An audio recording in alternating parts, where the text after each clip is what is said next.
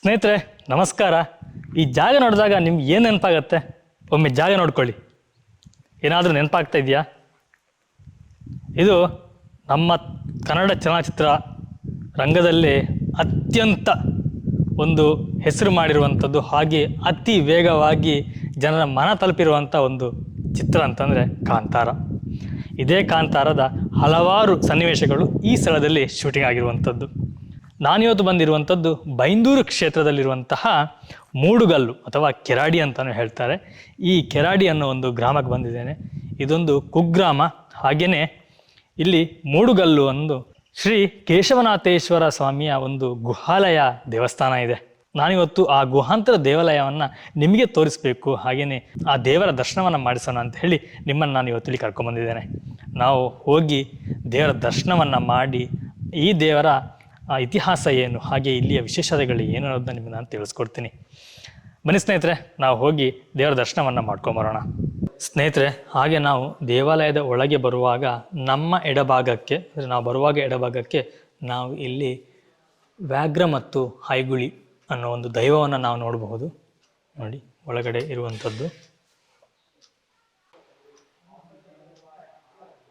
ಹಾಗೆಯೇ ನಮ್ಮ ಬಲಭಾಗದಲ್ಲಿ ವೀರಭದ್ರ ದೇವರನ್ನು ಸಹ ನಾವು ನೋಡಬಹುದು. ಹಾಗೆ ಇನ್ನೊಂದು ಇಲ್ಲಿ ಕಾಣಿಕೆ ಡಬ್ಬ ಇದೆ. ಇದು ತುಂಬ ಅಂದರೆ ತುಂಬ ಹಳೆಯ ಕಾಣಿಕೆ ಡಬ್ಬ. ಇದು ಕಂಚಿನ ಅಥವಾ ತಾಮ್ರದಾಗಿರಬಹುದು. ತಾಮ್ರದ ಕಾಣಿಕೆ ಡಬ್ಬ ಇದು. ಹಾಗೆ ನಾವು ಸ್ವಲ್ಪ ಮುಂದೆ ಬಂದಾಗ ನಾವು ಇಲ್ಲಿ ಶ್ರೀ ವನದುರ್ಗ ದೇವಿಯ ಸನ್ನಿಧಾನವನ್ನು ನೋಡಬಹುದು. ಇದು ಶ್ರೀ ವನದುರ್ಗ ದೇವಿಯ ಸನ್ನಿಧಾನ. ಹಾಗೆಯೇ ಇನ್ನೊಂದು ಬದಿಯಲ್ಲಿ ಶ್ರೀ ವೀರಾಂಜನೇಯನ್ನು ಸಹ ನಾವು ನೋಡಬಹುದು. ಹಾಗೆಯೇ ಗುಹಾಲಯದ ಎಡಭಾಗದಲ್ಲಿ ನಾವು ನಾಗನನ್ನು ಸಹ ನೋಡಬಹುದು. ಇಷ್ಟು ನಾಗನ ಕಲ್ಲನಲ್ಲಿಟ್ಟು ಪೂಜೆ ಮಾಡ್ತಾ ಇದ್ದಾರೆ ನೋಡಿ. ಸ್ನೇಹಿತರೆ, ನಾವಿವಾಗ ಈ ಗುಹೆ ಹತ್ರ ಬಂದಿದ್ದೇವೆ. ಗುಹೆ ಒಳಗಡೆ ಹೋಗಬೇಕು. ಕೆಳಗೆ ನೋಡ್ತಿರ್ಬೋದು ನೀರಿನಲ್ಲಿ ನಾವು ನಡ್ಕೊಂಡು ಹೋಗಿ ಅಲ್ಲಿ ದೇವರ ದರ್ಶನವನ್ನು ಮಾಡಬೇಕಾಗತ್ತೆ. ಬನ್ನಿ, ನಾವು ಗುಹೆ ಒಳಗೆ ಹೋಗಿ ದೇವರ ದರ್ಶನವನ್ನು ಮಾಡ್ಕೊಂಡು ಬರೋಣ. ಬನ್ನಿ ಅಪ್ಪ. ನೋಡಿ, ಇಷ್ಟು ನೀರಿದೆ. ಈ ನೀರಲ್ಲಿ ನಾವು ನಡ್ಕೊಂಡು ಹೋಗಬೇಕು. ಹಾಗೆ ಇಲ್ಲಿ ಮೀನುಗಳು ಸಹ ಇರುವಂಥದ್ದು. ನೋಡಿ, ಏನು ನೀವು ಕಾಲ ಹತ್ರ ನೋಡ್ತಿದ್ರು, ಏನು ನೀವು ಕಾಲ ಹತ್ರ ನೋಡ್ತಿದ್ರು, ಅವೆಲ್ಲ ಮೀನುಗಳು.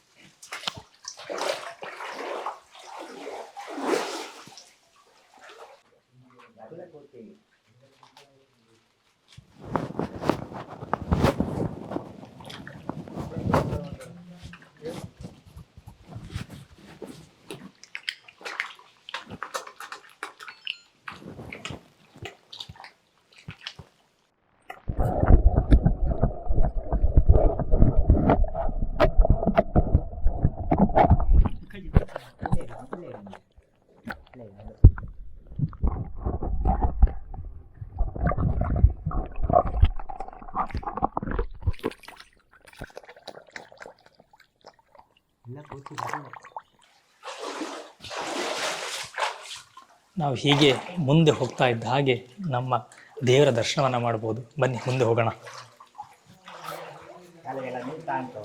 ಹಾಂ, ಮೀನು ತುಂಬ ಐತೆ ಅದರಲ್ಲಿ.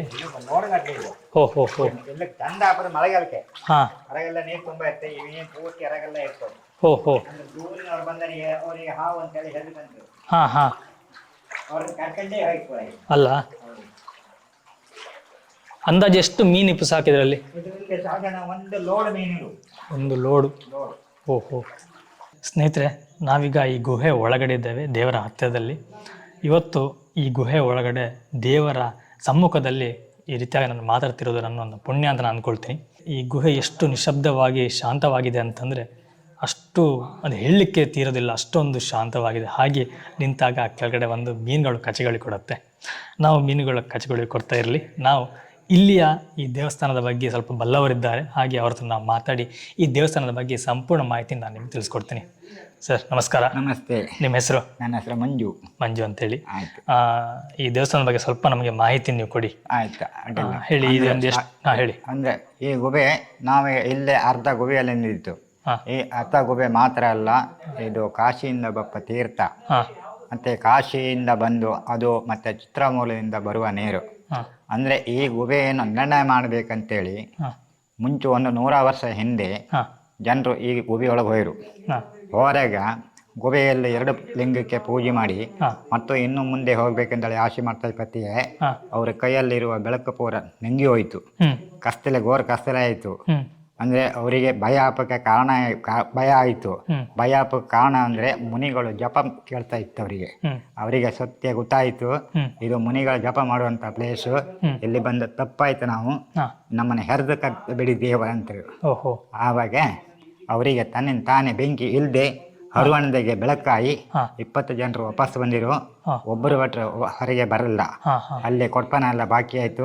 ಅದು ಬಳಿದು ಹೆರಗು ಬಂದಿತ್ತು. ಹಾ ಅಂದರೆ ಇದು ನಿಜವಾಗಲೂ ಮುನಿಗಳು ಜಪ ಮಾಡುವಂಥ ಪ್ಲೇಸ್ ಇದು. ಓಹೋ ಅಂದರೆ ಇದಕ್ಕೂ ಮುಂದೆ ಹೋದಿದ್ರೆ ಇವತ್ತು ಜಪ ಕೂತ್ಕೊಳ್ತಾರೆ ಅವರು. ಹಾ ಅದಕ್ಕೆ ಈಗ ಭಟ್ರು ಹೋಗುವ ತಾನಕ್ಕೆ ಮಾತ್ರ ಹೋಗ್ಬೋದು, ಹಾ ಮತ್ತು ಅದಕ್ಕೆ ಮುಂದೆ ಹೋಗ್ಲಿಕ್ಕೆ ಭಟ್ರಿಗೂ ಪ್ರವೇಶ ಇಲ್ಲ. ಓ ಅಂದರೆ ಇಲ್ಲಿ ಉದ್ಭವ ಅಂತೇಳಿತ್ತು. ಹಾ ಉದ್ಭವ ನೀರಿನೊಳಗೆ ಸುಮ್ಮನೆ ಉದ್ಭವ ಕಾರಣ ಇಲ್ಲ. ಹಾ ಆವಾಗ ಮುನಿಗಳು ಜಪ ಮಾಡಿ ಬಿಟ್ಟಿಗೆ ಹೋದ ಲಿಂಗ. ಹಾ ಬಿಟ್ಟಿಗೆ ಹೋಯಿರೋ ಅಲ್ಲ ಇಲ್ಲೇ ಕಾಣಿರೋ ಗೊತ್ತಿಲ್ಲ. ಹಾ ಅಂದರೆ ಇದರ ವಿಷಯ ಎಲ್ಲರೂ ತಿಳಿಸಿದ್ರೆ ಹಾ ಅದು ಮುಂಚೆ ಇದೇ ವಿಷಯ ಎಲ್ಲ ಕಾಣ್ತಾ ಬಂದರೆ ಈ ದೇವಸ್ಥಾನ ಹೀಗಿರುವುದಲ್ಲ, ಇನ್ನು ಏನೋ ಆತಿತ್ತು. ಖಂಡಿತ ಇದಕ್ಕೆ ಈಶ್ವರನ ಶಕ್ತಿ ಇತ್ತು. ಜನಗಳೆಲ್ಲ ಹೆಚ್ಚಿನ ಜನ ಬರ್ತಾ ಇದ್ರು. ಹಾ. ಇದು ಒಳ್ಳೇದಾಗಲಿ ಅಂತೇಳಿ ದೇವ್ರ ಹತ್ರ ನಾವು ಬೇಡ್ಕೊಂತ ಇತ್ತು. ಹಾ ಸರಿ. ಇದಾದ್ರೆ ಗುಹೆ ಇನ್ನೂ ಕಂಟಿನ್ಯೂ ಆಗುತ್ತೆ? ಕಂಟಿನ್ಯೂ ಮುಂದೆ ಇತ್ತು. ಓಹೋ ಎಷ್ಟೋ ಕಿಲೋಮೀಟರ್ ದೂರ ಇತ್ತು. ಸರಿ. ಇಲ್ಲಿರುವಂಥ ದೇವ್ರು ಯಾವುದು? ಇಲ್ಲಿರುವಂಥ ಕೇಶವನಾಥೇಶ್ವರ ಅಂತೇಳಿ ಕರೀತಾರೆ ಅವನಿಗೆ. ಹಾ ಕೇಶವನಾಥೇಶ್ವರ ಯಾವ ರೀತಿಯಾಗಿದೆ ಅಂತ ಅದನ್ನು ಯಾರು ನಿರ್ಣಯ ಮಾಡಿ ಕಂಡವರಿಲ್ಲ. ಹಾ ಅವಾಗ ಕೃಷ್ಣ, ವಿಷ್ಣು ಮತ್ತು ಈಶ್ವರ ಹೆಂಗೆ ಒಟ್ಟಾರೋ ಹಾ. ಅದನ್ನು ಮಾಡದಿದ್ದರೆ ಈ ದೇವಸ್ಥಾನ ಇವತ್ತು ಹೀಗಲ್ಲ, ಏನೂ ಆತಿತ್ತು. ಹಾ. ಆದರೆ ಇಲ್ಲಿಗೆ ಕರೆಂಟಿನ ವ್ಯವಸ್ಥೆ ಇಲ್ಲ, ಹಾ. ರೋಡಿನ ವ್ಯವಸ್ಥೆ ಇಲ್ಲ. ಹೌದು. ದೇವರ ಭಕ್ತರು ಹೆಚ್ಚಿನ ಜನ ಬರ್ತರು. ಹಾ. ಅವರಿಗೆ ಭಾರಿ ಕಷ್ಟದಿಂದ ಬರ್ತರು. ಹಾ. ಅವರಿಗೆ ಒಳ್ಳೆ ಪುಣ್ಯಕ್ಷೇತ್ರ ಹಾ. ಬರಲೇಬೇಕಂತ ಅವರಿಗೆ ಮನಸ್ಸು ಕೊಡುತ್ತು. ಒಬ್ಬರು ಕಂಡು ಇನ್ನೊಬ್ಬರು ಹೇಳ್ತರು. ಹಾ ಅವರು ಸಹ ಮತ್ತೆ ಬರ್ತಾ ಇದ್ರು. ಆಗ ಒಂದು 5 ವರ್ಷಕ್ಕಿಂತ ಈಚೆಗೆ ಲಕ್ಷಾಂತರ ಜನ ಬರ್ತರು. ಹಾ. ಆದ್ರೆ ಇಲ್ಲಿ ಏನು ಅವ್ರಿಗೆ ಸವಲತ್ತಿಲ್ಲ, ಹಾ. ಕರೆಂಟ್ ಇಲ್ಲ, ಹೋಟ್ಲು ಅಂಗಡಿ ಇಲ್ಲ. ಹಾ. ಬಂದು ಬರೀ ತೀರ್ಥವನ್ನು ಕುರಿತು ಹೋಗುವಂತ ಸಂಭವ ಇತ್ತು. ಹಾ ಹಾ ಇಲ್ಲ ಈ ದೇವಸ್ಥಾನಕ್ಕೆ ಹಾ 5,000 ಜನ ಎಲ್ಲ ಮಾಸಿ ಅಂತೇಳಿ ಆಯ್ತು. ಹಾ 5,000 ಜನಿಗೆ ಹಾ. ಊರಿನವರೆಲ್ಲ ಕೂಡಿ ಹ್ಮ್. ಅವರಿಗೆ ಊಟ ವ್ಯವಸ್ಥೆ ಹಾ. ಎಲ್ಲ ದೇವರ ಪೂಜೆ ಎಲ್ಲ ಆಯ್ತು. ಹಾ. ಇಲ್ಲಿ ಏನು ತೊಂದರೆ ಆದಿಲ್ಲ. ಹಾ. ಇನ್ನು ಈ ದೇವಸ್ಥಾನ ಮುಂದೆ ಒಳ್ಳೇದಾಗಲಿ ಅಂತೇಳಿ ಈಶ್ವರನ ಹತ್ರ ನಾವು ಬೇಡ್ತಾ ಇತ್ತು. ಸರಿ ಸರಿ. ಇಲ್ಲಿಯ ಪೂಜೆ ಸಮಯ ಎಲ್ಲ ಹೇಗೆ? ಇಲ್ಲಿ ಪೂಜೆ ಸಮಯ ಅಂದರೆ ಬೇರೆ ದಿವಸ ಭಟ್ರು ಹೋತ್ರು. ಹ್ಮ್ ಇಂತಿಷ್ಟೇ ಹೊತ್ತಿಗೆ ಪೂಜೆ ಇತ್ತಂತ ನಾವು ಇಲ್ಲಿದ್ದರಿಗೆ ಹೇಳೋಕಾತಿಲ್ಲ. ಹ್ಮ್ ಅಂದರೆ ಸೋಮವಾರ ದಿವಸ ಹಾ 10:15 ಇಲ್ಲಿಗೆ ಭಟ್ರು ಬತ್ರು. ಹಾ 10:15 ಬಂದು ಜನ ಜಾಸ್ತಿ ಇದ್ರೆ 3 ಗಂಟೆ ಅಥವಾ 4 ಗಂಟೆವರೆಗೆ ಇದ್ರು. ಹಾ ಜನ ಕಮ್ಮಿ ಇದ್ರೆ ಅವರು 1 ಗಂಟೆಗೆ ಹೋತ್ರು ಮನೆಗೆ. ಓಹೋ ಅಂದರೆ ಪೂಜೆ ಕೊಡುವವರು ಹ್ಮ್ ಸೋಮವಾರ ದಿವಸ ಬಂದರೆ ಅವರಿಗೆ ಇಷ್ಟ ಇದ್ದ ಪೂಜೆ ಯಾವ್ದು ಬೇಕಾದ್ರೂ ಕೊಡ್ಲಿಕ್ಕೆ. ಹಾ ಹಾ ಅಂದ್ರೆ ಸೋಮವಾರ ದಿನ ಯಾರು ಎಷ್ಟೊತ್ತು ಒಂದು ಬೆಳಿಗ್ಗೆ ಬಂದ್ರೆ ಹೌದು. ಭಟ್ರು ಇರ್ತಾರೆ, ಪೂಜೆ ಸಿಗುತ್ತೆ ಅಂತ. ಹೌದು, ಸಿಗತ್ತೆ. ಸರಿ ಸರಿ ಸರಿ. ಸ್ನೇಹಿತರೆ, ಹಾಗೇನೆ ಈ ದೇವಸ್ಥಾನದಲ್ಲಿ ಪೂಜೆ ಮಾಡುವಂತ ಅರ್ಚಕರಿದ್ದಾರೆ, ಅವರನ್ನು ಸಹ ಮಾತಾಡಿಸಿ ಅವರನ್ನು ಸಹ ಇನ್ನು ಸ್ವಲ್ಪ ವಿಷಯಗಳನ್ನ ತಿಳ್ಕೊಳ್ಳೋಣ. ಭಟ್ರೆ ನಮಸ್ಕಾರ. ನಮಸ್ಕಾರ. ಭಟ್ರೆ ತಮ್ಮ ಹೆಸರು? ನನ್ನ ಹೆಸರು ಅರುಣ್ ಭಟ್ ಅಂತ ಹೇಳಿ. ಹಾ. ನಾವು ಈ ಕೆರಾಡಿ ಗ್ರಾಮದವರು. ಹಾ ಕೆರಾಡಿ ಗ್ರಾಮದಲ್ಲಿ ನಮ್ದು ನಂದಿಕೋಡ್ಲ ಅಂತ ಒಂದು ಸ್ಥಳದಲ್ಲಿ ನಾವು ವಾಸವಾಗಿರ್ತೇವೆ. ಹಾ ನಾನು ಸುಮಾರು ವರ್ಷದಿಂದ ನಾನು ಮತ್ತೆ ಇನ್ನೊಬ್ಬರು ಮುದ್ದೆ ಭಟ್ರು ಅಂತ ಹೇಳಿ ಇಬ್ಬರು ಇಲ್ಲಿ ಪೂಜೆ ಮಾಡ್ತಾ ಇದ್ದೇವೆ. ಹಾ ಮುದ್ದೆ ಭಟ್ರು ಪ್ರಧಾನ ಅರ್ಚಕರು, ನಾವು 2ನೇ ಅರ್ಚಕರಾಗಿ ಕೆಲಸ ಮಾಡ್ತಾ ಇದ್ದೇವೆ ಓಕೆ. ಹಾ ಈ ದೇವಸ್ಥಾನದಲ್ಲಿ. ಸರಿ. ಇದು ಕೆರಾಡಿ ಗ್ರಾಮ, ಮೂಡುಗಲ್ ಅನ್ನುವಂಥದ್ದು ಕೆರಾಡಿ ಗ್ರಾಮದಲ್ಲಿ ಬರುತ್ತೆ. ಹಾ ಉಡುಪಿ ಜಿಲ್ಲೆಯ ಕೆರಾಡಿ ಗ್ರಾಮದಲ್ಲಿದೆ. ಹಾ ಇದು ಒಂದು ಗುಹಾಂತರ ದೇವಾಲಯ, ವಿಶಿಷ್ಟವಾದ ಒಂದು ಗುಹಾಂತರ ದೇವಾಲಯ. ಹಾ ಇಲ್ಲಿ 12 ತಿಂಗಳು ನೀರಿರ್ತದೆ. ಜಲಾದಿವಾಸ ಈಶ್ವರ, ಜಲದಲ್ಲಿರುವಂತ ಈಶ್ವರ ಇದು. ಹಾ ಹಾ ಈ ನೀರು ಏಪ್ರಿಲ್ ಮೇ ತಿಂಗಳಲ್ಲಿ ಬಂದರೂ ಸಹ ಇಲ್ಲಿ ನೀರು ಒಣಗಿರೋದಿಲ್ಲ, ನೀರು ಇರ್ತದೆ ಹಾಗೆ. ಹಾ ಹಾ ಈ ನೀರಿಗೆ ವಿಶೇಷವಾದ ಒಂದು ಶಕ್ತಿ ಉಂಟು. ನಿಮ್ಗೆ ಯಾರ್ಯಾರು ತುಂಬಾ ಹುಷಾರಿಲ್ಲದೆ ಇದ್ದಾಗ ಅಥವಾ ಆರೋಗ್ಯ ಭಾಗದಲ್ಲಿ ಸಮಸ್ಯೆ ಇದ್ದಾಗ ಅಥವಾ ತುಂಬಾ ಆರೋಗ್ಯ ಭಾಗದ ಹಾಸಿಗೆ ಹಿಡಿದಿದ್ದಾಗ ಈ ತೀರ್ಥವನ್ನ ನೀವು ಸೇವಿಸುವುದರಿಂದ ಅಥವಾ ತೀರ್ಥವನ್ನ ಪ್ರೋಕ್ಷಣೆ ಮಾಡೋದ್ರಿಂದ ನಿಮ್ಗೆ ಸಾಕಷ್ಟು ಗುಣಮುಖರಾಗ್ತವೆ. ಯಾಕಂತ ಹೇಳಿದ್ರೆ ಈಶ್ವರನ ಸನ್ನಿಧಾನದಲ್ಲಿ ಈ ತೀರ್ಥ ಉದ್ಭವ ಆಗುವಂತದ್ದು. ಸರಿ ಸರಿ. ಹಾಗೆ ಈ ತೀರ್ಥವನ್ನ ನಾವು ಮಲಿನ ಮಾಡ್ಲಿಕ್ಕಿಲ್ಲ ಅಂತ ನಮ್ಗೆ ಹಿಂದೆ ಆಗಮಶಾಸ್ತ್ರ ಪ್ರಶ್ನಾಶಾಸ್ತ್ರದಲ್ಲಿ ಹೇಳಿದ್ದಾರೆ. ಆದಷ್ಟು ತೀರ್ಥವನ್ನು ಸ್ವಚ್ಛವಾಗಿಡ್ಬೇಕು, ಯಾಕಂದ್ರೆ ಈಶ್ವರನ ಇದು ಸ್ಥಳ ಇರುವಾಗದನ್ನ ತೀರ್ಥ ಸ್ವಚ್ಛವಾಗಿಡ್ಬೇಕಂತ ಹೇಳಿ. ಇಲ್ಲಿ ವಿಶೇಷ ಅಂದ್ರೆ ಎಳ್ಳಮಾಸೆ, ಪ್ರತಿ ವರ್ಷ ಡಿಸೆಂಬರ್ ಜನವರಿ ತಿಂಗಳ ಜಾತ್ರೆ ಬರುತ್ತೆ. ಒಂದು 5,000 ಜನ ಬರ್ತಾರೆ. 5,000 ಜನ ಊಟದ ವ್ಯವಸ್ಥೆ ಇದೆ. ರಾತ್ರಿ ಯಕ್ಷಗಾನ ಸೇವೆ ಉಂಟು, ಬೆಳಕಿನ ಸೇವೆ ಇಲ್ಲಿ ಪ್ರತಿ ವರ್ಷ ಇದೆ, ನಡೀತಾ ಉಂಟು. ಹಾಗೆ ಪ್ರತಿ ಸೋಮವಾರ ತುಂಬಾ ಜನ ಭಕ್ತಾದಿಗಳು ಇಲ್ಲಿ ಬಂದು ಹೋಗ್ತಾ ಇದ್ದಾರೆ. ಪ್ರತಿ ಸೋಮವಾರ ಅನ್ನದಾನವನ್ನು ವ್ಯವಸ್ಥೆ ಇದೆ. ಬಂದ ಭಕ್ತಾದಿಗಳಿಗೆ ಅನ್ನ ಪ್ರಸಾದವನ್ನು ನಾವು ದೇವಸ್ಥಾನದಲ್ಲಿ ಕೊಡ್ತಾ ಇದ್ದೇವೆ ಪ್ರತಿ ಸೋಮವಾರ ಮಾತ್ರ. ಇನ್ನು ಮುಂದಿನ ದಿನದಲ್ಲಿ ವಾರದ ಎಲ್ಲ ದಿನಗಳಲ್ಲೂ ಕೊಡಬೇಕಂತ ಯೋಜನೆಗಳು ಉಂಟು. ಇದು ಬಹಳ ಕುಗ್ರಾಮ ಆದ್ರಿಂದ ರಸ್ತೆ ಸಂಪರ್ಕಗಳು ಸರಿ ಇಲ್ದಿದ್ರಿಂದ, ವಿದ್ಯುತ್ ಸಂಪರ್ಕಗಳು ಇಲ್ದಿದ್ರಿಂದ ನಮಗೆ ಯಾವುದೇ ಒಂದು ಮೂಲಭೂತ ಸೌಕರ್ಯಗಳು ಇಲ್ಲದ್ರಿಂದ ಬಹಳ ತೊಂದರೆ ಆಗಿದೆ. ಈಗ ನಮ್ಮ ಕರ್ನಾಟಕ ರಾಜ್ಯದ ನಾನಾ ಮೂಲಗಳಿಂದ ಇಲ್ಲಿ ಭಕ್ತಾದಿಗಳು ಬರ್ತಾ ಇದ್ದಾರೆ. ನಿಮ್ಮ ಶಿವಮೊಗ್ಗ ಜಿಲ್ಲೆ ಇರ್ಬೋದು, ಮೈಸೂರು, ಬೆಂಗಳೂರು ರಾಜ್ಯದ ಮೂಲಗಳಿಂದ ಈ ಜನ ಬರ್ತಾ ಇದ್ದಾರೆ. ಈ ನಡುವೆ ಈ ದೇವಸ್ಥಾನಕ್ಕೆ ಮೊದಲು ಬಹಳ ಕುಗ್ರಾಮ ಆಗಿತ್ತು, ಈಗ ತುಂಬಾ ಜನ ಬರ್ತಾ ಇದ್ದಾರೆ. ಈಗ ನಮ್ಮ ಒಂದು ಮಾಹಿತಿ ತಂತ್ರಜ್ಞಾನ ಮೂಲಕ ಎಲ್ಲರಿಗೂ ವಿಷಯ ಗೊತ್ತಾಗಿದೆ, ಇಲ್ಲೊಂದು ದೇವಸ್ಥಾನ ಉಂಟಂತ ಹೇಳಿ. ಅದೇ ಕಮಲಶಿಲೆ, ಮೂಡ್ಗಲ್ಲು ಆತರ ಒಂದು ಇದು ಎಲ್ಲ ಕಡೆ ಈ ಕಡೆ ಜನ ಜಾಸ್ತಿ ಬರ್ತಾರೆ. ಈಗ ಮನೆ ಕಾಂತಾರ ಪಿಕ್ಚರ್ ಬಿಡುಗಡೆ ಆದ ನಂತರ, ರಿಷಬ್ ಶೆಟ್ಟರ್ ಕಾಂತಾರ ಪಿಕ್ಚರ್ ಬಿಡುಗಡೆ ಆದ ನಂತರ ಮತ್ತು ಬರುವ ಜನಸಂಖ್ಯೆ ಜಾಸ್ತಿ ಆಗಿದೆ. ಯಾಕಂತ ಹೇಳಿದ್ರೆ ಕಾಂತಾರದ ಇದೇ ಭಾಗದಲ್ಲೆಲ್ಲ ಶೂಟಿಂಗ್ ಆಗಿತ್ತು. ಈ ದೇವಸ್ಥಾನದಲ್ಲಿ ಬಂದು ಅವ್ರು 3 ಸಾವಿರ ಪೂಜೆ ಮಾಡಿ ಹೋಗಿದ್ರು. ಅದರಿಂದ ಈ ಕಾಂತಾರ ಪಿಕ್ಚರ್ ಆದ ನಂತರ ಎಲ್ಲಾ ಜನ ಬಂದು ಈ ದೇವಸ್ಥಾನಕ್ಕೆ ಬರ್ತಾ ಇದ್ದಾರೆ. ಹಾಗೂ ರಿಷಬ್ ಶೆಟ್ಟರ್ ಕಾಂತಾರ ಅವ್ರ ಮನೆ ಇಲ್ಲಿ ಜಾಗ ಎಲ್ಲಿ ಶೂಟಿಂಗ್ ಮಾಡಿದ್ರೆ ಕೇಳ್ತಾ ಇದ್ದಾರೆ. ಅಂದ್ರೆ ಅವರು ಅಷ್ಟು ಜನಪ್ರಿಯತೆಯಿಂದ ನಮಗೂ ಸಹ ದೇವಸ್ಥಾನಕ್ಕೆ ಒಂದು ಇದು ಆಗಿದೆ ಅಲ್ವಾ. ಹಾಗೇನೆ ಭಟ್ರೆ ಇಲ್ಲಿ ಬರೋದು ಒಂದು ಕರೆಕ್ಟ್ ಮಾರ್ಗ ಹೇಳಿ, ಯಾಕಂದ್ರೆ ನಾವು ಬರುವಾಗ ಸ್ವಲ್ಪ ನೋಡಿದ್ವಿ, ನಮಗೆ ಸ್ವಲ್ಪ ಕನ್ಫ್ಯೂಷನ್ ಆಯ್ತು. ಸ್ವಲ್ಪ ಒಂದು ಕರೆಕ್ಟ್ ಆಗಿ ಮಾರ್ಗವನ್ನ ಹೇಳಿದ್ರೆ ನೀವು ಕುಂದಾಪುರದಿಂದ ಕೆರಾಡಿಗೆ ಬಂದು ಕೆರಾಡಿಯಿಂದ ಈ ಮೂಡ್ಗಲ್ಲಿ ಬರುವಂತ ಒಂದು ಮಾರ್ಗ ಇದೆ. ಚಿತ್ತೂರು ಕೆರಾಡಿ ಮಾರ್ಗದಲ್ಲಿ ಬರ್ಬೋದು. ಒಂದು ಎಷ್ಟು ಕಿಲೋಮೀಟರ್ ಅಂದಾಜು ಅಂತ ಹೇಳಿಬಿಡಿ. ಹಾಗೆ ಉಡುಪಿಯಿಂದ ಬರೋದು ಎಷ್ಟು ಕಿಲೋಮೀಟರ್ ಆಗ್ಬೋದು ಕೆರಾಡಿಯಿಂದ ಇಲ್ಲಿಗೆ? 4 ಕಿಲೋಮೀಟರ್ ಆಗುತ್ತೆ. ಕೆರಾಡಿಯಲ್ಲಿ ಒಳ್ಳೆ ರಸ್ತೆ ಸಂಪರ್ಕ ಉಂಟು, ಕಾಂಕ್ರೀಟ್ ರೋಡ್ ಉಂಟು. ಕೆರಾಡಿನ 5 ಕಿಲೋಮೀಟರ್ ಆಗುತ್ತೆ. ಮಾನಕಟ್ಟೆಯಿಂದ 9 ಕಿಲೋಮೀಟರ್ ಆಗುತ್ತೆ. ಹಾಗೂ ಕಮಲಶಿಲೆ ಮೂಲಕ ಬಂದು ಕಮಲಶಿಲೆಯಿಂದ ಹಳ್ಳಿಹೊಳೆಗೆ ಬಂದು ಹಳ್ಳಿಹೊಳೆಯಿಂದ ನೀವು ಅಲ್ಲಿಂದ ಚಕ್ರ ಮೈದಾನ ದೊಡ್ಡ ಬೀಸ್ ಅಂತ ಸ್ಥಳ ಬರುತ್ತೆ. ಅಲ್ಲಿಂದ ಇಲ್ಲಿ ಸಹ ಬರ್ಲಿಕ್ಕೆ ವ್ಯವಸ್ಥೆಗಳು ಉಂಟು, ದಾರಿ ಉಂಟು. ಹಳ್ಳಿಹೊಳೆ ಮಾರ್ಗ, ಕಮಲಶಿಲೆ ಹಳ್ಳಿಹೊಳೆ ಮಾರ್ಗ ಮೂಲಕ ಬರ್ಬೋದು. ಕುಂದಾಪುರ ಮರಣಕಟ್ಟೆ ಮಾರ್ಗ ಬರ್ಬೋದು. ಕೋಲಿಂದ ಬರ್ಲಿಕ್ಕೆ ಆಗುತ್ತೆ. ಜನ ಈಗೆಲ್ಲ ಕೇಳಿ ಬಂದು ಇದು ಮಾಡ್ತಾ ಬರ್ತಾ ಇದ್ದಾರೆ. ಹಾಗೆ ಅಲ್ಲಿ ಬೋರ್ಡ್ ಸಹ ಇದೆ, ಬೋರ್ಡ್ ಸಹ ವ್ಯವಸ್ಥೆ ಮಾಡಿದ್ದೇವೆ. ಇನ್ನು ಇದ್ರ ಬಗ್ಗೆ ನಾವು ಇಂಪ್ರೂವ್ಮೆಂಟ್ ಅಭಿವೃದ್ಧಿ ಇದರಲ್ಲಿ ಮಾಡಬೇಕಂತ ಯೋಚನೆ ಮಾಡ್ತಿದ್ದೇವೆ. ಆದಷ್ಟು ಇನ್ನು ಜನರ ಭಕ್ತಾದಿಗಳು ಒಳ್ಳೆ ಸೌಲಭ್ಯವನ್ನು ಕೊಡಬೇಕು. ಎಲ್ಲ ಇಲ್ಲಿ ಬರುವಂತ ಭಕ್ತಾದಿಗಳು ಒಳ್ಳೇದಾಗಬೇಕೆಂಬ ಒಂದು ಆಶಯದೊಂದಿಗೆ ನಾವು ಆ ಬಗ್ಗೆ ಪ್ರಯತ್ನ ಮಾಡ್ತಾ ಇದ್ದೇವೆ. ಬಟ್ ಇದು ಎಷ್ಟು ವರ್ಷಗಳ ಹಳೆದಂತೆ? 1000 ವರ್ಷ ಇತಿಹಾಸ ಇರುವಂತ ಒಂದು ದೇವಸ್ಥಾನ. ಇದಕ್ಕೆ ಮೂಲವಾಗಿ ಹಿನ್ನೆಲೆ ಎಷ್ಟಿದೆ ಅಂತ ಹೇಳಿ ಯಾರಿಗೂ ಹೇಳಲಿಕ್ಕಿಲ್ಲ. ಹಿಂದೆ ಋಷಿಮುನಿಗಳು ಪೂಜೆ ಮಾಡ್ತಾ ಇದ್ರಂತೆ, ನಮಗೊಂದು ನಮಗೊಂದು ಇದ್ರ ಬಗ್ಗೆ ಐತಿಹ್ಯ ಇದೆ. ಆಮೇಲೆ ಕೊಲ್ಲೂರಿನ ಮುಕಾಂಬಿಕಾ ದೇವಸ್ಥಾನದ ಅರ್ಚಕರು ಬಂದು ಪೂಜೆ ಮಾಡ್ತಿದ್ರಂತ ನಾವು ಇದ್ರ ಬಗ್ಗೆ ಕೇಳಿದ್ದೇವೆ. ಈಗ 1000 ವರ್ಷ ಇತಿಹಾಸ ಇರುವಂತದ್ದು. ಇಲ್ಲಿ ಮೂಲಲಿಂಗ ಇದೆ, ಈಶ್ವರನ ಮೂಲಲಿಂಗ ಇದೆ. ನಿಮ್ಮ ಆ ಲಿಂಗವನ್ನು ನೀವು ಸ್ಪರ್ಶ ಮಾಡಿ ಇದ್ ಮಾಡ್ಬೋದು. ಹೌದು, ಅದು ಮೂಲ ಲಿಂಗ, ಇದು ಪ್ರತಿಷ್ಠಾಪನಾ ಲಿಂಗ. ಹಾಗೂ ಇಲ್ಲಿರುವಂತ ಮೀನು ದೇವರ ಮೀನು ಅಂತ ಹೇಳ್ತೇವೆ ಮೀನುಗಳು. ಆ ಮೀನುಗಳಿಗೂ ಸಹ ನೀವು ಆಹಾರ ಹಾಕೋದ್ರಿಂದ ಆ ಮೀನುಗಳು ಸಂತೃಪ್ತಿಗೊಂಡು ನಿಮ್ಗೆ ಹರಿಸ್ತದೆ. ನಿಮ್ಮ ಸಾಲ ಬಾಧೆ ಇರ್ತದೆ, ಬರತಕ್ಕ ತೊಂದರೆ, ತಾಪತ್ರೆ, ಗಾಜರೆಲ್ಲ ನಿವಾರಣೆ. ಆ ಮೀನುಗಳಿಗೆ ಒಂದು ವಿಶೇಷವಾದ ಶಕ್ತಿ ಈ ಸ್ಥಳದಲ್ಲಿದೆ. ಈ ಮೀನನ್ನ ಯಾರು ತಗೊಂಡು ಹೋಗ್ಲಿಕ್ಕಿಲ್ಲ. ಮೀನಿಗೆ ನೀವು ಆಹಾರವನ್ನ ಏನೇ ಹಾಕಿದ್ರು ಮುಂಡಕ್ಕಿ ಇರ್ಬೋದು, ಅಕ್ಕಿ ಇರ್ಬೋದು, ಚೆನ್ನಾಗಿ ಇದು ಮಾಡ್ತದೆ. ನಾಳೆ ಅದು ನಿಮ್ಮ ಅವ್ರಿಗೆ ಏನೇ ಕೊಟ್ಟಿದ್ದಾರೋ ಮೀನು ಅದ್ರಿಗೆ ಒಳ್ಳೆ ರೀತಿ ಹರಿಸ್ತದೆ. ಮೀನು ಇದು ಬಿಟ್ಟು ಹೋಗೋದಿಲ್ಲ, ಇಲ್ಲೇ ಇರ್ತದೆ. ಹೌದು. ಸರಿ. ಹಾಗೆ ಇಲ್ಲಿ ಏನಾದ್ರು ಮಹರ್ಷಿಗಳು ತಪಸ್ ಮಾಡಿದಂತೆ ಏನಾದ್ರು ಇದು ಉಂಟಾ? ಈ ಹಿಂದೆ ಜನ ಅದ್ರ ಬಗ್ಗೆ ಆಡ್ಕೊಳ್ತಿದ್ದಾರೆ. ನಮಗೂ ಸಹ ತುಂಬಾ ಅದ್ರ ಬಗ್ಗೆ ಹಿಂದಿನ ಮಾಹಿತಿಗಳು ಬಹಳ ಕಡಿಮೆ ಉಂಟು, ನಮ್ಗೆ ಗೊತ್ತಿಲ್ಲ. 1000 ವರ್ಷ ಇತಿಹಾಸ ಇರುವಂತದ್ದು ಗುಹೆ ಹೀಗೆ ಇದೆ. ಮಳೆಗಾಲದಲ್ಲಿ ನಿಮಗೆ ಭಾರಿ ನೀರಿನ ರಭಸ ಜಾಸ್ತಿ ಇರ್ತದೆ. ಜೂನ್, ಜುಲೈ, ಆಗಸ್ಟ್ ತಿಂಗಳಲ್ಲಿ ಲಿಂಗದ ಸ್ಪರ್ಶ ಆಗ್ತದೆ. ನೀರು ಹರಿಯತ್ತಿಲ್ಲಿ ಹರಿತದೆ ಜೂನ್, ಜುಲೈ, ಆಗಸ್ಟ್.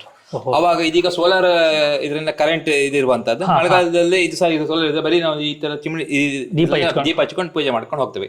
12 ತಿಂಗಳು ಪೂಜೆ ನಡೀತದೆ. 365 ದಿವಸ ನಮ್ಮ ಪೂಜೆ ನಡೀತದೆ. ಹೌದು. ತುಂಬಾ ಮಾಹಿತಿ ಕೊಟ್ರಿ, ತುಂಬಾ ಧನ್ಯವಾದ ನಿಮ್ಗೆ. Thank you. ದೇವ್ರು ಒಳ್ಳೇದು ಮಾಡ್ಲಿ ನಿಮ್ಗೆ. ಆಗ್ಲಿ. ಹಾಗೆ ವಿಶೇಷ ಏನಾದ್ರು ಇದೆಯಾ? ಹರಕೆ ಆಗ್ಲಿ ಅಥವಾ ವಿಶೇಷ ಪೂಜೆ ಅಂತ ಹೇಳಿ ಏನಾದ್ರು? ಅದು ಇದು ರುದ್ರಾಭಿಷೇಕ, ಅವನಿಗೆ ಒಳ್ಳೆ ಪೂಜೆ, ಅದರಿಂದ ಮಂಗಳಾರತಿ, ಅದರಿಂದ ಯಾವುದು ಮನಸ್ಸಿಗೆ ಬರ್ಲಿಕ್ಕೆ ಕೊಡ್ಲಿಕ್ಕೆ ತೊಂದರೆ ಇಲ್ಲ. ಸರಿ. ಅವನಿಗೆ ಭಾರಿ ಇಷ್ಟ ರುದ್ರಾಭಿಷೇಕ. ಏನಾದ್ರು ವರ್ಷಾವಧಿ ಜಾತ್ರೆ ಅಥವಾ ವರ್ಷಾವಧಿ ಹಬ್ಬ ಅಂತ ಆ ರೀತಿ ಏನಾದ್ರು ಇತ್ತ ಇಲ್ಲಿಗೆ? ಇಲ್ಲ, ಎಲ್ಲ ಮಸಿಗೆ ಹಬ್ಬ ಒಂದು 5,000 ಜನ ಆಯ್ತು. ಅವರಿಗೆ ಊಟ ಎಲ್ಲ ವ್ಯವಸ್ಥೆ ಇರುತ್ತೆ. ಮತ್ತೆ ಅದೇ ಬಿಟ್ರೆ ಮೇಲೆ ಶಿವರಾತ್ರಿಗೆ ಒಂದು 2,000 ಜನ ಇತ್ತು. ಅವರಿಗೂ ಸ್ವಲ್ಪ ಜನ ಹೋದ್ರು, ಸ್ವಲ್ಪ ಇದ್ದಷ್ಟು ಜನಿಗೆ ಊಟ ಇರುತ್ತೆ. ಅದೇ ಬಿಟ್ರೆ ಮೇಲೆ ಬದ್ದು ವಿಶೇಷ ಹಬ್ಬದ ಅಂತ ಇಲ್ಲ ಇಲ್ಲಿ. ಇನ್ನು ಅದಕ್ಕೂ ಮುಂದೆ ನಾವು ಕಲಿಕೆ ಕಮ್ಮಿ ಇತ್ತು, ಹೇಳೋ ಸಾಧ್ಯ ಇಲ್ಲ. ನಾವು ಇದೇ ಊರಾರ್ ಹೌದಾದಿದ್ರು ಅಂದ್ರೆ ನಾವು ಈ ದೇವಸ್ಥಾನ ಬಗ್ಗೆ ವಿಚಾರ ಇಲ್ಲ. ನಾನು ಇಲ್ಲಿ ಬಂದು 4 ವರ್ಷ ಆಯ್ತು. ಈಗ ಇವನ ಆಧಾರ, ಇವನ ಶಕ್ತಿ, ಇವನ ಭಕ್ತಿ ಎಲ್ಲ ತಿಳಿದುಕೊಂಡಿದ್ದೇನೆ. ಸರಿ. ತುಂಬಾ ಮಾಹಿತಿ ಕೊಟ್ರಿ. ಥ್ಯಾಂಕ್ ಯು, ಧನ್ಯವಾದಗಳು ನಿಮ್ಗೆ. ದೇವರು ಒಳ್ಳೇದು ಮಾಡಲಿ. ಸ್ನೇಹಿತರೆ, ಇಲ್ಲಿ ನೋಡ್ಬೋದು, ಇದು ಉದ್ಭವ ಲಿಂಗ ಅಂತೆ. ನಾವು ಇದನ್ನ ಸಂಪೂರ್ಣವಾಗಿ ನಾವು ಸ್ಪರ್ಶಿಸಬಹುದು. ಇಲ್ಲಿ ಈ ರೀತಿಯಾಗಿ ಒಂದು ಸಣ್ಣ ಬಾವಿ ಥರ ಮಾಡಿ ಅದರಲ್ಲಿ ಇಟ್ಟಿದ್ದಾರೆ. ಸ್ಪರ್ಶಿಸಬಹುದಾ? ಸ್ಪರ್ಶ ಮಾಡಬಹುದು. ಓಂ ನಮಃ ಶಿವಾಯ ಅಂತ ಹೇಳಿ ಬರತಕ್ಕ ತೊಂದರೆ ತಾಪತ್ರೆ ಗ್ರಹಚಾರಗಳೆಲ್ಲವೂ ನಿವಾರಣೆ ಆಗ್ತದೆ. ಕುಟುಂಬಕ್ಕೆ ಒಳ್ಳೆಯದಾಗಲಿ. ನಮಃ ಶಿವಾಯ. ಓಂ ನಮಃ ಶಿವಾಯ. ಮಾಡುವಂತ ಉದ್ಯೋಗದಲ್ಲಿ ವ್ಯವಹಾರದಲ್ಲಿ ಈಶ್ವರ ದೇವರ ಅನುಗ್ರಹ ಮಾಡಿ ಒಳ್ಳೆಯದಾಗ್ತದೆ. ಹಾಗೆಯೇ ದೇವರ ಎದುರುಗಡೆ ನಂದಿಯನ್ನು ಸಹ ನಾವು ನೋಡಬಹುದು. ನೋಡಿ, ಇಲ್ಲಿ ನೋಡಿ, ಇವನು ನೀರಿನ ಜೊತೆ ಆಟ ಆಡ್ತಿದ್ದಾನೆ. ನೋಡಿ, ನೋಡ್ಲಿಕ್ಕೆ ಸ್ವಲ್ಪ ಭಯ ಅನಿಸುತ್ತೆ ಆ ಮೀನನ್ನು. ತುಂಬ ಚೆನ್ನಾಗಿ ಕಾಣುತ್ತೆ ಆಯಿತಾ. ದಯವಿಟ್ಟು ಒಮ್ಮೆ ಇಲ್ಲಿಗೆ ಬನ್ನಿ, ಇದನ್ನು ನೀವು ಕಣ್ಣು ತುಂಬಿಕೊಳ್ಳಿ, ಅಷ್ಟು ಚೆನ್ನಾಗಿದೆ. ಬರುವಾಗ ಸಾಧ್ಯ ಆದರೆ ಈ ಮಂಡಕ್ಕಿ ಅಂತ ಬರುತ್ತೆ, ಅದನ್ನ ತಂದು ಈ ಮೀನುಗಳಿಗೆ ಕೊಡಿ. ಆ್ಯಕ್ಚುಲಿ ನನಗೆ ಗೊತ್ತಿರಲಿಲ್ಲ ಈ ರೀತಿ ಮೀನಿದೆ, ಇದಕ್ಕೆ ಹಾಕ್ಬೋದು ಅಂತೇಳಿ ನನಗೆ ಗೊತ್ತಿರಲಿಲ್ಲ. ಗೊತ್ತಿದೆ ಖಂಡಿತ ತರ್ತಿದ್ದೆ ನಾನು.